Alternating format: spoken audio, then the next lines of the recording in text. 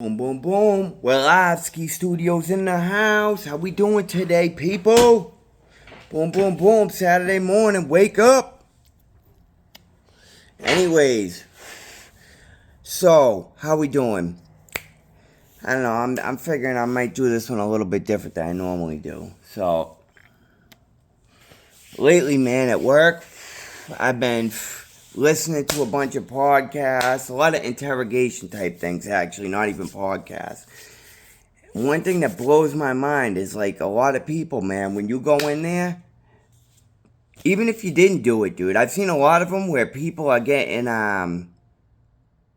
they end up friggin' getting arrested and everything, and they didn't even do it. But just because they went in there trying to help or whatever, just because they talked to the cops, they end up getting arrested and they start looking like suspects to the cop, or they just, you know what I mean? The cop's number one goal is to get an arrest. You know what I mean? Maybe they want to try to get somebody that did it, but no matter what, they want to get the case closed. So you go in there, I'm telling you, number one thing you do, man, is ask for a lawyer. You know what I mean? Whether you did it or not, because I'm telling you this. If you're sitting in jail and you end up realizing how long this shit's going to take to fix, it could ruin your life. Especially if you have a record before, man. I'm pretty sure I said in one of the cases, man, that I didn't even end up having the case. The cops called me in, said that they knew that I did it. They knew it. My buddy gave me up. And the thing is, dude, 100% hand to God, I didn't even do it, bro. I did. They said I broke in and stole somebody's speaker systems. Never in my life have I even ever done that. I never did that in my life. I never went out and stole speaker systems out of cars or nothing. They're like, oh, your buddy gave you up, gave your name. Boom, live right there. And the first time I ever got arrested was over me going in, admitting to something I didn't do. And that's why I don't even really trust cops. You know what I mean? The way the thing is, man, it's all about conviction rates. You see all these people, man, lately now, you know, if you look at the news, man, you search a bunch of people getting out that did 10, 20, 30 years. And now they're finally getting out because they realize that they didn't do it. And even the DA, man, I don't know if you guys remember, there was like a Duke lacrosse team. They said 4 white dudes went in, they got a stripper, and they all banged her and raped her, gang rape. And it ended up coming out. The truth came out that the DA had the DNA from the person that did it the whole time, and it wasn't them. And they all got charged.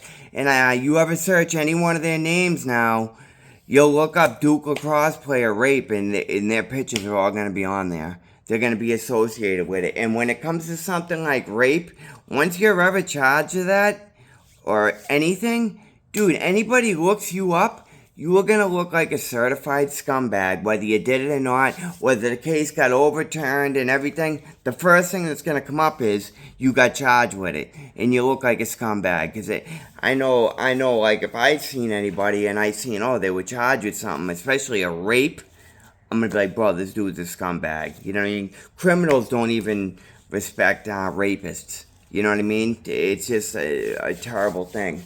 You know, I guess like me and like a lot of my friends, man, I was talking to my buddy the other day. I'm lucky, man, that I grew up in Massachusetts because, what is it? Like, I had a friend, man, and he, like, you know, I've had a bunch of friends, man, and people have gotten arrested for stolen cars. And, you know, he went to, New Hampshire and he got possession of a stolen car. The first offer they offered him was 7.5 to 15. Bro, that is crazy. Imagine that, dude. That's like that. I don't know. Like, you know, I guess like people that don't break the law, they don't care. But you know what? They grew up in a life where their life must have been perfect and nobody they hung out with did anything. But a lot of times people that don't have money or something else, you might end up with in a stolen car once or twice. You know what I mean? It's not uncommon. It happened to me when I was younger. I don't know if I ever did that case. I'm pretty sure I talked about that once. But, He ended up getting 4 years. He had to do 4 years over that. Just a stolen car. Armed robberies, dude, on one. You know, like, when nobody gets hurt. You, like, not, to what people think, dude, they think that if somebody got convicted of an armed robbery, it means that they went in there, they stuck a gun or a knife to somebody's neck, took the money. That's not necessarily always the case. You could just insinuate that you have a weapon. Act like you say that you have a gun. That's as good as having a gun right there, and you're gonna get hit with an armed robbery right there. Like Massachusetts, a lot of people I know have been convicted of that. Dude, the first time that you get convicted, like nobody gets hurt, nothing, you'll get 3 years. You know what I mean? 3 years. That's the normal run of the mill armed robbery. That's with nobody getting hurt or nothing. You know what I mean?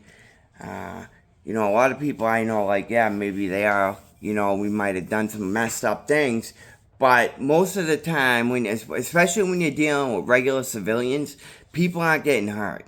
You know what I mean? They might get scared, but they're not going to get hurt. And I know it's still not a good thing, man. You know what I mean? I'm not sitting here saying I made good things. I didn't really mostly do that anyways. I did, the things I did, if you listen to any of my videos, they were all drug dealers, pretty much every one of them.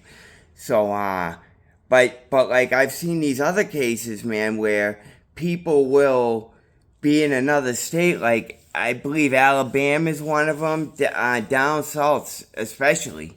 You get hit with an armed robbery, you'll get 25 years right off the rip, no record at all, bro.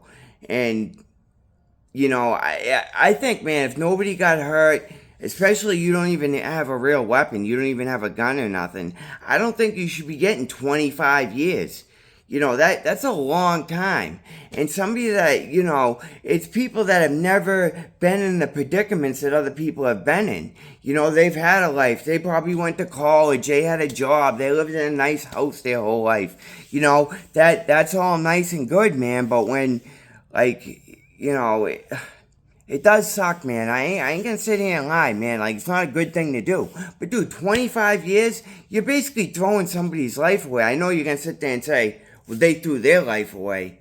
You know, yeah, they did make a bad decision. Like, it is a bad decision. But, dude, that's not what should be going on, you know, obviously in people's lives. But if you've seen what their life went to, you know, I guarantee you if you were in that predicament, and you might not have always made the most legal choices, you know? I don't know, I'm just out here just talking some shit for you guys, you know what I mean? It's a Saturday morning, you know what I mean? I've been actually doing a lot better, you know what I mean? My life, man, been working. One of my friends, I was out there in the streets with, you know, hands down, kid was out there.